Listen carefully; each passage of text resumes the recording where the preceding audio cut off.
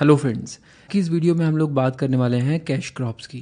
Cash crops basically ऐसी agricultural crops को कहा जाता है जिसे फार्मर्स अपने प्रॉफिट के लिए कल्टीवेट करते हैं। इसमें शामिल हैं कॉटन, शुगर केन, जूट और मेस्ता।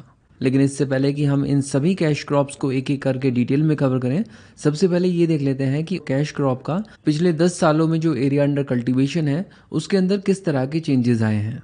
तो इस चीज़ को यहाँ पर नोटिस किया जा सकता है कि कैश क्रॉप्स का area under cultivation financial year 2014 में 17.5 मिलियन हेक्टेयर्स था और फाइनेंशियल ईयर 2024 तक ये बढ़कर सिर्फ 18.9 मिलियन हेक्टेयर्स हो पाया है। तो इसका मतलब ये कि पिछले 10 सालों में area under cash crop cultivation जो है लगभग स्टेगनेंट ही रहा है।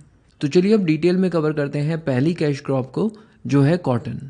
कॉटन के बारे में आपको ये बात पता होनी चाहिए कि मिड और लेट 2000s के अंदर इंडिया ने बीटी कॉटन, जो कि एक high yield variety of cotton थी, उसको अडॉप्ट कर लिया था, जिसकी वजह से इंडिया के अंदर कॉटन ईल्ड्स बहुत तेज़ी से बढ़ गई थी। और कॉटन की ईल्ड बढ़ने के कारण फार्मर्स उसकी तरफ बहुत ज़्यादा अट्रैक्ट हुए और यही रीज़न था कि मिड और लेट 2000s में कॉटन का एरिया अंडर कल्टीवेशन हमारे देश में बहुत ही तेज़ी से बढ़ा था। चलिए अब देखते हैं कि कॉटन की सिचुएशन पिछले 10 सालों में कैसी रही।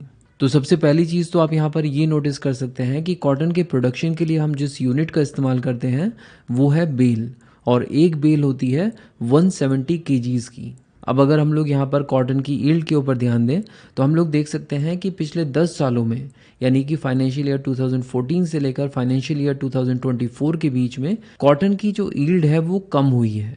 3.06 बेल्स पर हेक्टेयर से घटकर ये हो गई है 2.7 बेल्स पर हेक्टेयर।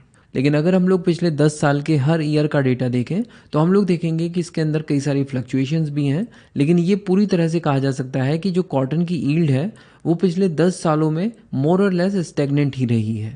ना ये ज़्यादा बढ़ी है और ना ज़्यादा कम हुई है। और क्योंकि ईल्ड कम हो रही है तो इसका असर कॉटन के एरिया अंडर कल्टीवेशन और कॉटन के प्रोडक्शन के ऊपर भी हो रहा है। हम देख सकते हैं कि पिछले 10 सालों में एरिया अंडर कॉटन कल्टीवेशन भी स्टेगनेंट रहा है और इंडिया के अंदर कॉटन का जो प्रोडक्शन है वो लगातार डिक्रीज़ हो रहा है। और अगर पूछा जाए कि हमारे देश के कौन से स्टेट्स में कॉटन सबसे ज़्यादा प्रोड्यूस होता है, तो 4 टॉप कॉटन प्रोड्यूसिंग स्टेट्स हैं गुजरात, महाराष्ट्र, तेलंगाना और राजस्थान।